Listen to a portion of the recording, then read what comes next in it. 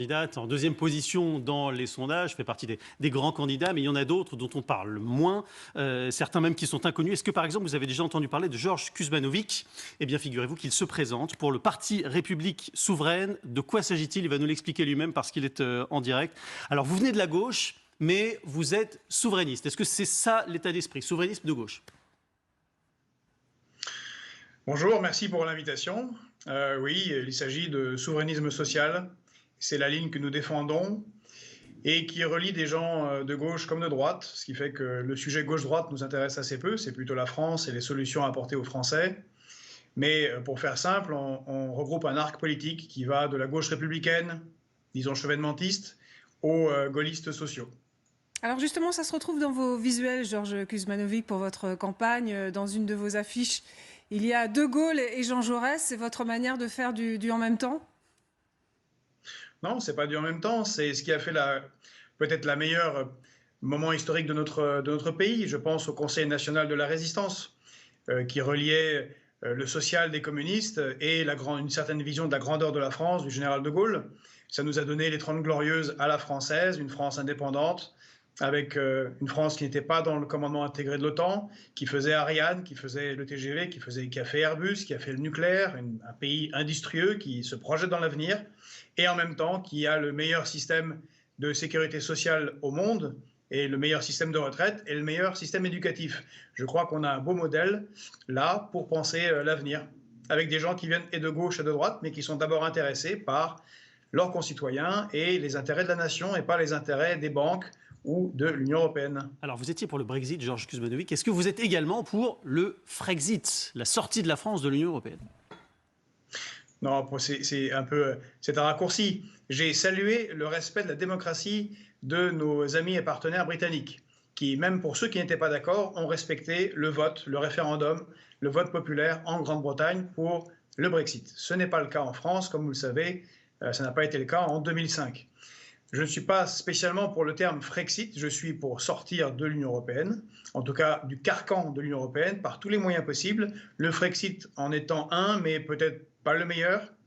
Alors, on l'a vu avec la Grande-Bretagne qui avait pourtant son insularité et déjà elle avait conservé son indépendance monétaire. Ça s'était quand même passé de manière très compliquée. Donc je pense qu'il y a d'autres moyens pour y accéder. Le Frexit en étant une option, nous ce qu'on propose, c'est que le peuple décide et que dans une période de temps de 9 mois, nous nous opposions aux directives européennes qui sont les plus négatives pour les intérêts français et que l'on fasse un référendum de sortie de l'Union européenne au bout de 9 mois. Quand on voit votre programme, on voit d'ailleurs que vous êtes très en faveur du RIC et de référendum, de la multiplication de référendums. Juste sur votre engagement politique, Georges Kuzmanovic, vous avez adhéré à la France Insoumise. Aujourd'hui, vous êtes soutenu par Jacques Cheminade, qui a lui-même été un candidat à la présidentielle. Pourquoi avez-vous quitté la France Insoumise en 2018 ? Alors, je n'ai pas adhéré à la France Insoumise, j'étais porte-parole de la France Insoumise. J'ai adhéré au Parti de gauche, j'en ai été secrétaire national. Personne ne peut adhérer à la France Insoumise vu que ce n'est pas réellement un parti. Vous jouez sur les mots, vous les avez soutenus, c'est pareil.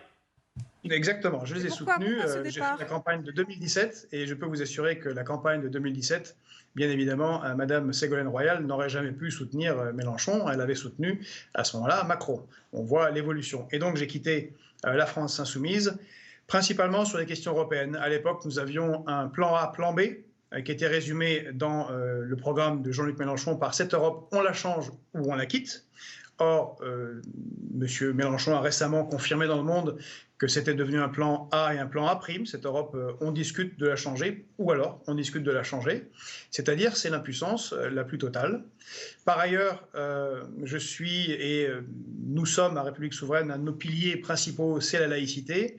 Nous sommes des républicains stricts, nous sommes pour l'application d'une laïcité qui fait, je pense, la spécificité, l'identité et quelque part la grandeur de la France par sa capacité d'intégration des étrangers. Nous sommes contre les dérives en ce sens de la France insoumise. Et puis enfin, nous sommes pour la réindustrialisation de notre pays, la relocalisation de l'économie qui doit passer par le contrôle d'une énergie souveraine, qui n'est que le nucléaire, ce à quoi s'oppose Jean-Luc Mélenchon. Frédéric Delpech. Alors, oui, mais il y avait une petite phrase quand même qui a provoqué beaucoup de remous à la France insoumise. Vous aviez plaidé pour un assèchement des flux migratoires. Alors, est-ce que vous avez une position sur l'immigration qui est très, très différente de celle de Jean-Luc Mélenchon ?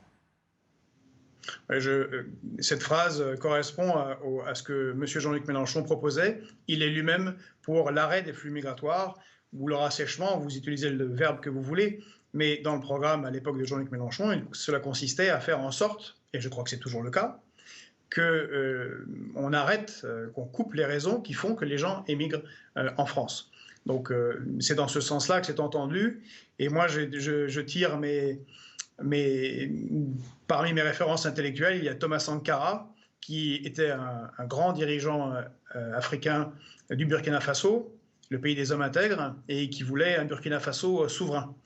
C'est dans ce sens-là que je vois, et il se proposait que l'école nationale du Burkina Faso produise des patriotes et non des apatrides. Alors, Georges Kuzmanovic, vous avez été aussi un peu critiqué sur certaines prises de position qui ont été jugées pro-russes, notamment sur la guerre en Syrie. Est-ce qu'aujourd'hui, vous avez un regard sur ce qui se passe du côté de l'Ukraine et vous pensez que finalement Vladimir Poutine est dans son bon droit à envoyer les chars à la frontière ? Alors, tout ce que j'avais dit à l'époque de la guerre en Syrie, c'était que quand on est attaqué par Daesh sur notre territoire, tous ceux qui combattent Daesh sont nos alliés, même si c'est momentané. Et puis, ce n'est pas moi qui ai accueilli M. Bachar el-Assad sur les Champs-Élysées et qui est décoré de la Légion d'honneur. Bon, soit dit en passant.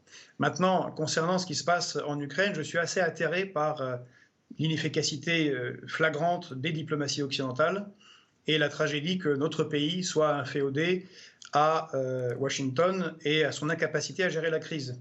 Car de facto, ce qu'il se passe, c'est que petit à petit, la Russie va phagocyter l'Ukraine sans que l'on fasse rien.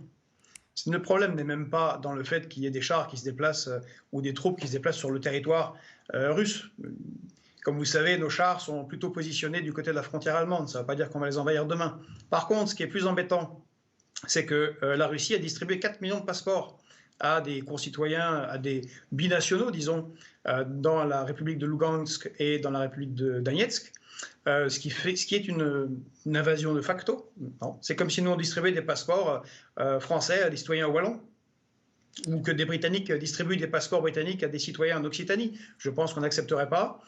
Et récemment, il y a 2 jours, la Douma, c'est-à-dire l'Assemblée nationale en Russie, a proposé au président Vladimir Poutine qu'il reconnaisse l'indépendance des républiques, de ces 2 républiques. Merci. Donc ce qu'il se passe, c'est le scénario de la Crimée, ce que nous avons d'ailleurs fait, nous, à l'époque, avec la Yougoslavie, en Bosnie-Herzégovine, une reconnaissance de l'indépendance. À ce moment-là, il y aura un vote pour le rattachement à la Russie, et Poutine rira bien de cet Occident qui ne peut rien faire, car on ne peut pas déclencher une guerre contre la Russie, vu que c'est un pays nucléaire comme nous. Merci. Ça serait...